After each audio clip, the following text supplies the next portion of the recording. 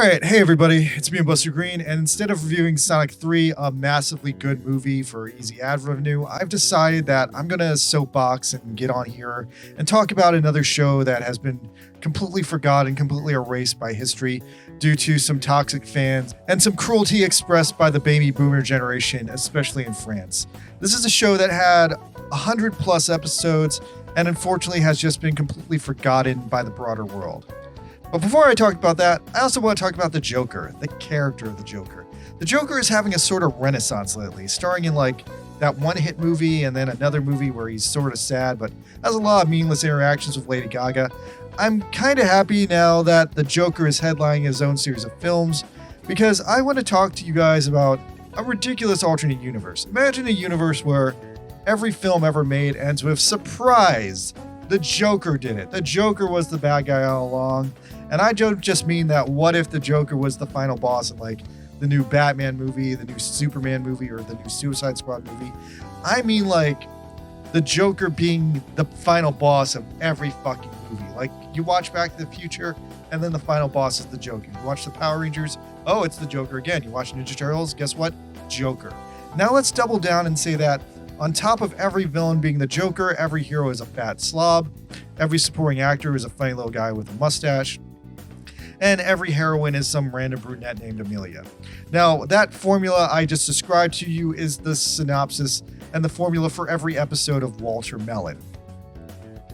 Walter Melon, a show that once aired on Fox Kids, has now been completely forgotten to time, and I personally want to say my piece about this character, why I like this character, and why I think this character has gone down infamously in history for all the wrong reasons. But yeah, personally, I just think he was kind of cool. I like the show he was in, and I think Walter Melon was kind of ahead of his times in a lot of crazy ways. So today I'm going to talk about Walter Melon, what the fuck was this show, and why his history turned on it so negatively. Walter Melon is an aggressively strange cartoon because every single episode, at least of the first series, has this strange, funky plot line. Every episode is a 10-minute synopsis of a movie, a popular movie, a beloved movie from the history of Hollywood, although in some cases, a couple of them are public domain books when they ran out of movies to directly spoofs. Although in other cases, it's more of an abstract, general parody of the general idea of the movie or the general characters in the movie. But yeah, the general idea of the show is it's a concept of a show that there's this movie multiverse where all the movies ever made are kind of currently happening, and Walter Melon lives in the middle of those. And the movies might have already happened and they might happen again, and when they're happening, one day the hero of this movie might get sick or arrested or go missing or something, and then they have to call in Walter Melon, who is the substitute hero of this universe.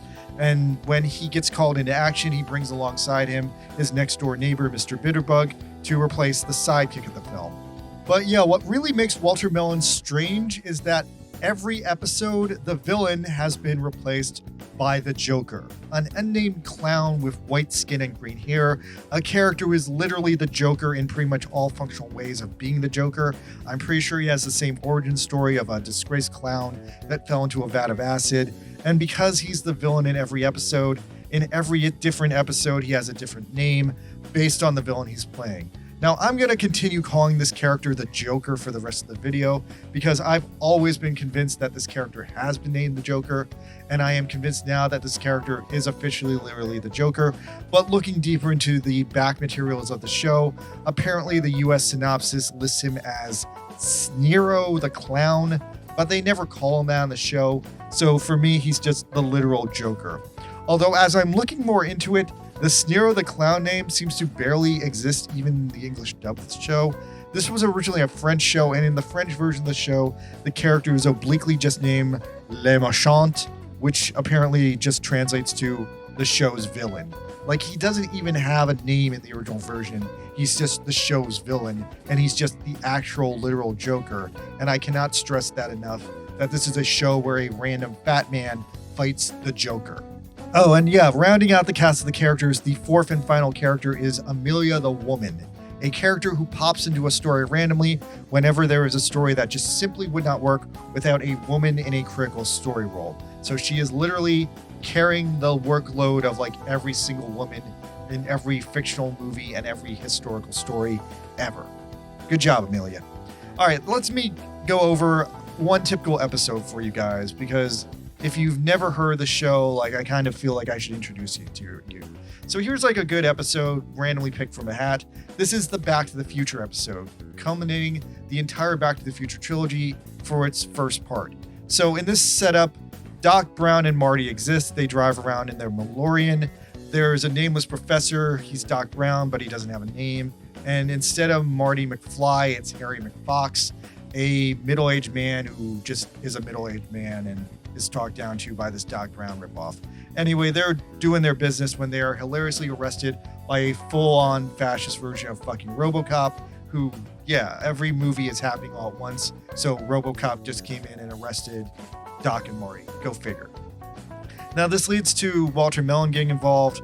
Walter Melon and his neighbor Bitterbug end up building their own DeLorean-style time machine car, I guess with like Doc Brown's instructions, and then they randomly take it to 1800s Belgium to fight the fucking Joker, because that's how all of the plots on the show inevitably end, with them fighting the fucking Joker.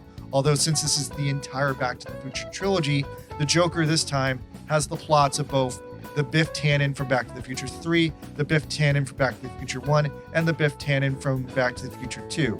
So yeah, this Joker Biff Tannen, named Bill Tannen, wants to have his way with Bitterbug's grandmother, who was played by Amelia in a random twist, but then he also randomly steals Walter Melon's hypnosis future technology, Ray, and he's going to use that to take over the world, like Biff Tannen did in Back to the Future 2, and he's randomly a cowboy like Biff Tannen in Back to the Future 3.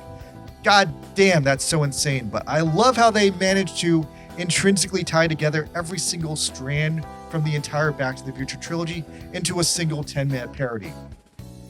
So yeah, then Melon and Bitterbug eventually turn into Doc and Marty, and then they time travel back 5 minutes ago to play against themselves from 5 minutes ago, and there's also their ancestors from the 1800s, and so now there's three groups of Bitterbug and Melon who can't tell each other apart or remember which time period they're actually supposed to be from. And meanwhile, the Joker is just trying to make his way with Amelia.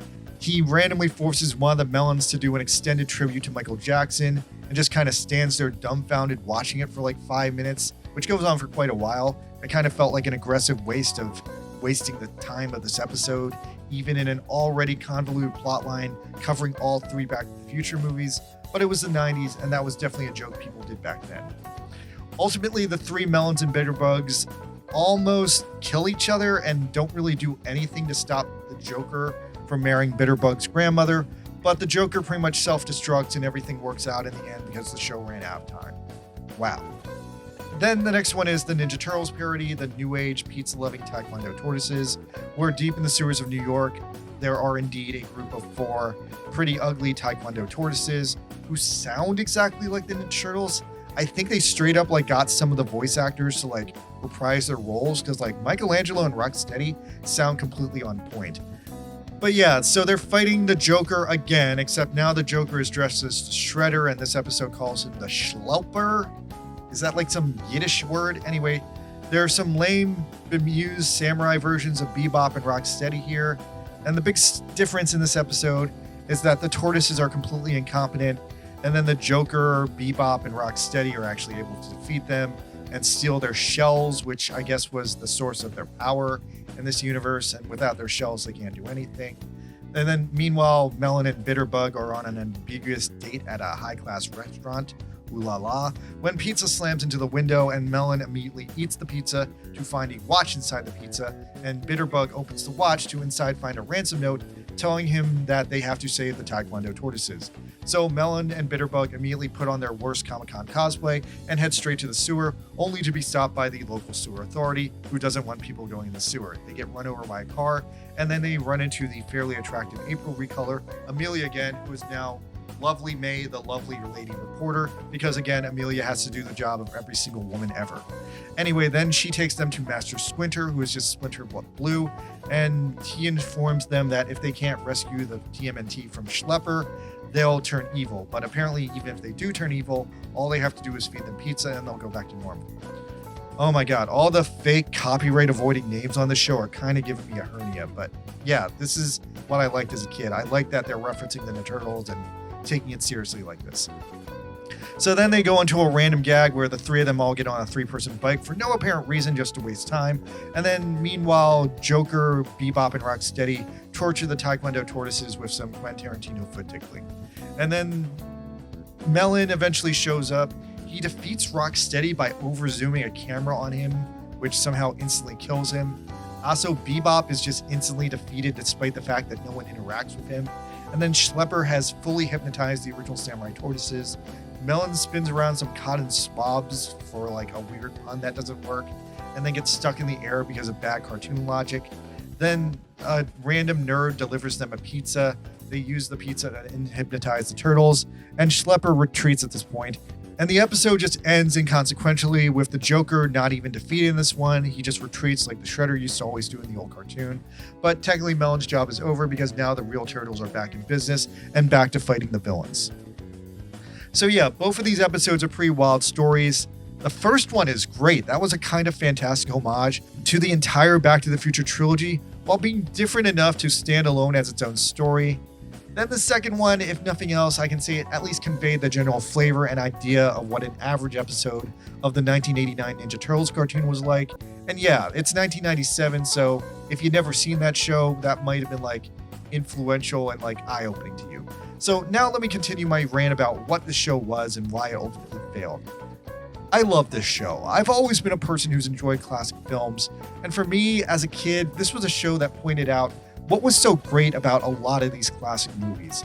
Now, sure, it made fun of all these movies, but in most cases, it did enough justice to them that with the pop culture gags and the non sequiturs, it felt like Walter Melon was kind of my introduction to Hollywood. It was the first time I ever heard about Rambo or Mission Impossible, and it also did like some movies I did know, like the Power Rangers and Jurassic Park, in ways that always felt relevant and cool. And in many ways, this show is so ahead of its time because there's never been a cartoon like this for kids before or since, but it's the cartoon equivalent of a lot of modern shows we have nowadays on YouTube, like Red Letter Media that just like shits on classic movies like this, or Patrick Willems that also like does a deep dive on like why these movies were fun. Walter Melon was doing all that like decades before these guys.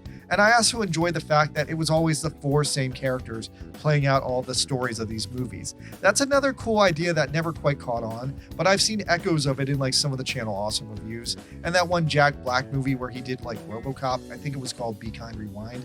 But yeah, honestly, the worst thing about the show Walter Melon was just that the guy never could defeat the Joker, and every episode came down to the Joker being the same freaking bad guy.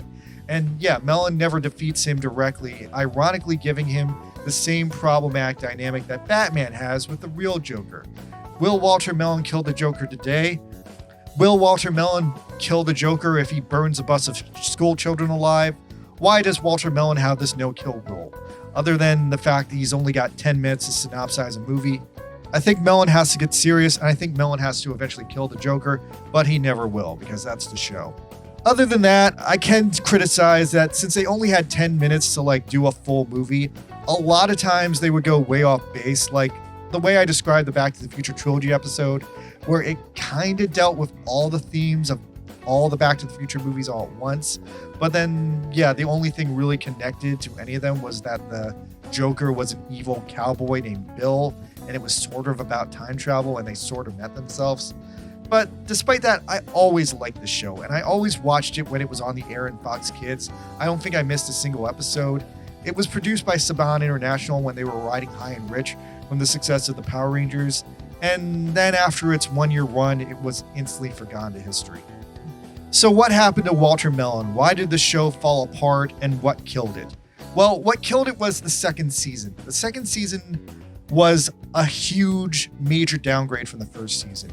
The second season with Walter Melon is a big piece of its downfall. So to explain what happened here, the show was actually produced natively in France, and I'll explain more about that later, but long story short, after the first season had concluded, some PTA group in France literally complained that this show sucked and they hated it. And one of the main things they had against the show was that the show was introducing kids to American pop culture. That is literally the reason I love this show, but people in France hated it. And so as a result, when the show got its second season, the show was completely retooled and it wasn't about movies anymore. In the second season, the show has completely changed, even though it still revolves around Melon, Bitterbug, the Joker, and Amelia acting out stories. In the second season, instead of replacing superheroes and existing in a multiverse of movie superheroes and like pop culture, they now exist in this like time stream, and they're now replacing historical figures to write history, which makes the show basically Doctor Who, makes it basically Back to the Future, makes it basically like every fucking edutainment show where people have a time machine, except still every episode ends with the bad guy being the fucking Joker. But despite that, the show was kind of instantly ruined because now it wasn't special anymore.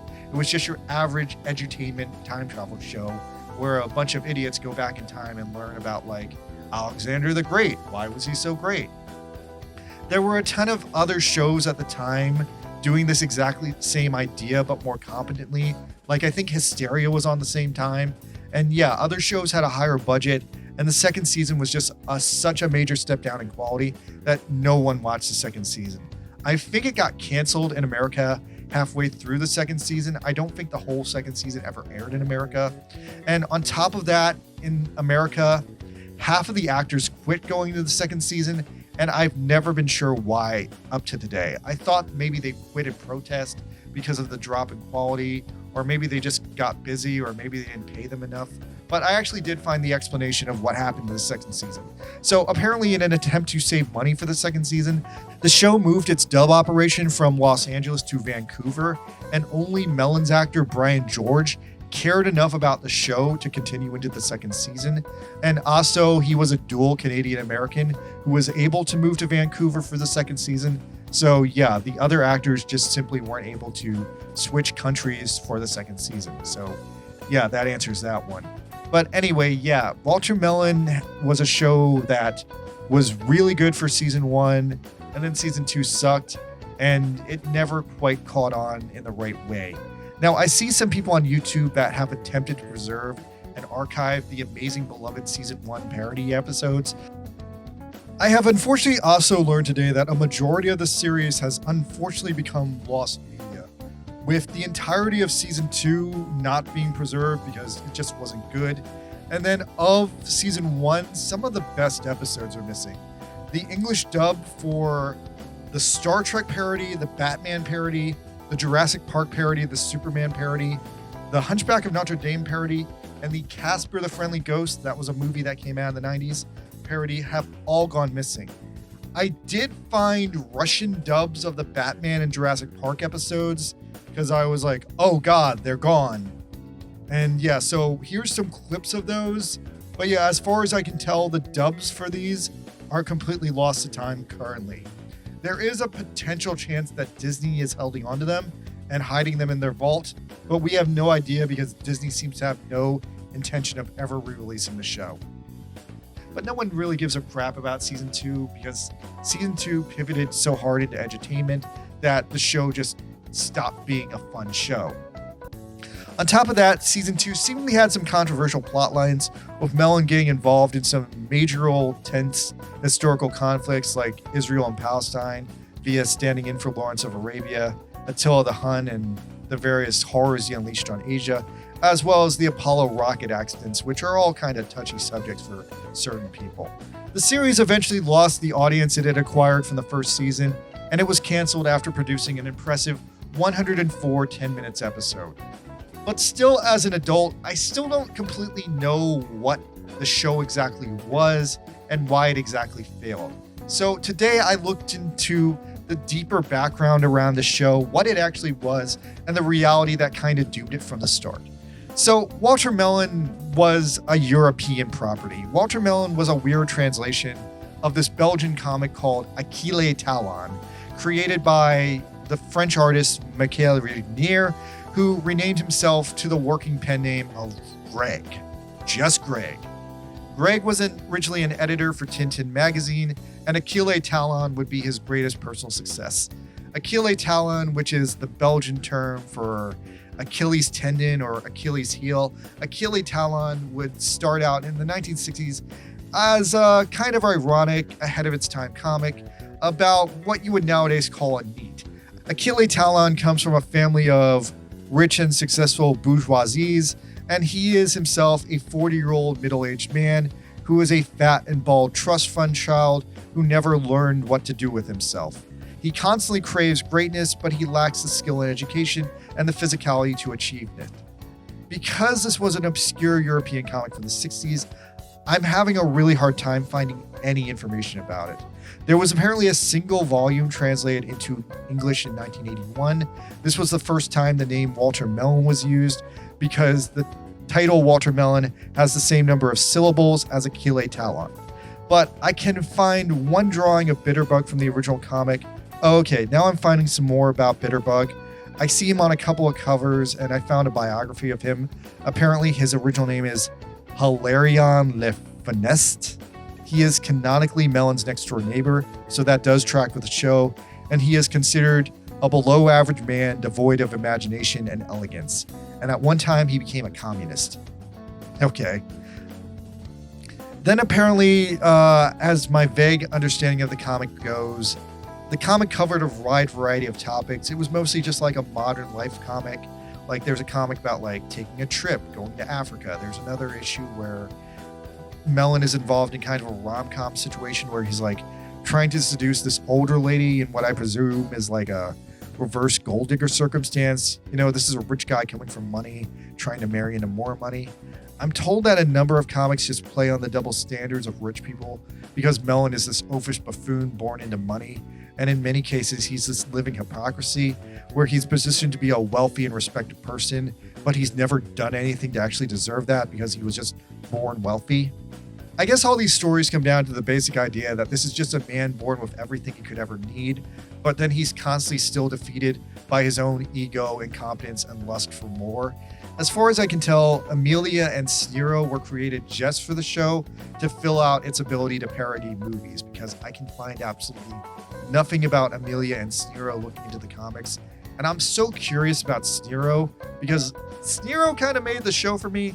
Just the fact that he was literally the Joker. Even though it was stupid, the fact that the Joker was in every episode kind of made me keep watching the show just to see what the Joker would do if you inserted him into Rambo, if you inserted the Joker into RoboCop, what happens. But yeah, I can find no trace of Amelia and Snero outside of the show.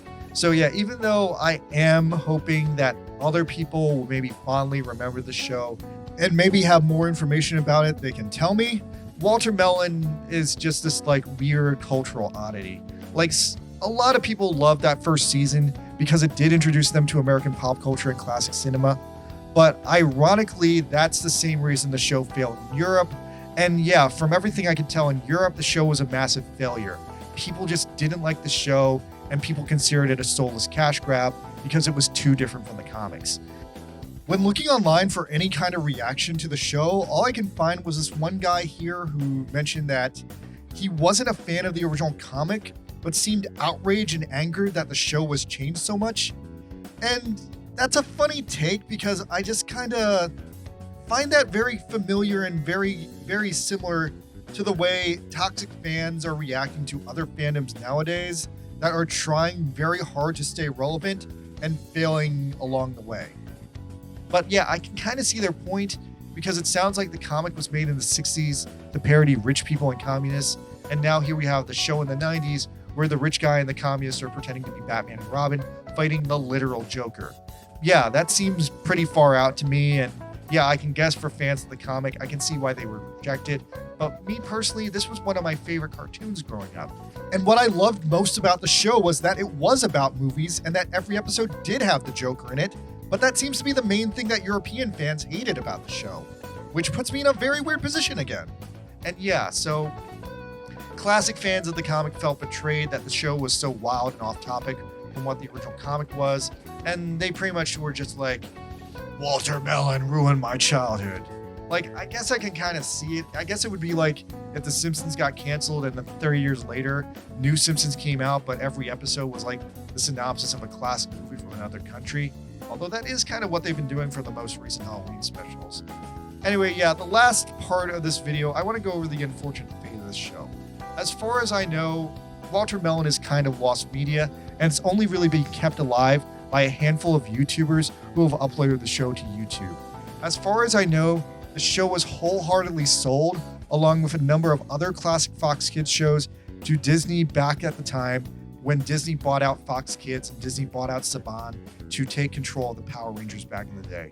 And unfortunately, after buying it, Disney did nothing with it. They locked it in the vault, and no signs of the show have never been seen or heard from ever again. The only reason we know about the show at all is because a number of episodes were recorded on VHS back in the 90s, and then those VHSs have been uploaded onto YouTube. But then there's a handful of episodes of the show that are lost media currently. So yeah, the show as a whole is definitely decaying in both the public consciousness as well as people who have copies of it. And yeah, the show just gets rarer and rarer as the people who remember it are slowly dying off over the years. Now, 2 years after the show went off the air, Greg himself died in 1999. And since his death, the whole franchise has basically died with him. There was a very short revival of the comic when some people got the rights to it after his death. The revival ran from about 2000 to 2004, but fans rejected that because it basically just didn't have the spirit of the original. And I think most people have kind of reached the conclusion that this character has run its course and there's no good reason to revive it. Although, ironically, once again, the first season of the cartoon kind of is the most successful revival of the show we've ever seen, like ever. It just didn't quite find an audience in Europe, and the boomer fans of the original comic hated it. But I think there's a lesson to be taken here from Walter Melon, and the lesson here is that fans of this property so absolutely hated revivals and remakes of the original that it ultimately ended up killing the franchise. And then after that, the franchise died with its creator. I think every creator has this dream that their creation will go on for years after they died. That's kind of the dream that all creatives seek to achieve. But Walter Melon is this sad story where toxic fandom choked out the franchise's attempts to stay fun and relevant and evolve with the times. And that's kind of a massive shame, because I kind of want to get more into this because I do remember the cartoon so fondly. Like, if the comics were around, like translated, I would buy them. But unfortunately, this thing died with Greg, and there's been no Walter Melon comics translated into English since the 1980s. So I think Walter Melon is kind of fading away and out of existence. I suppose I feel like it's already happening, and I guess I'm the only one who remembers it. So yeah, Walter Melon just became this strange case where any attempt to innovate, continue, or update the story for modern audiences completely fell flat on its face, and the original fans just kept rejecting it until there was no one left to continue the story anymore. And that's kind of awful. So I need to ask you guys, do you remember Walter Melon? Leave a comment if you do. Maybe French and Belgian people remember him because they can read his comics. All right, I'm done. I'll be around. I think I need to review Sonic 3. Later, guys. Good night.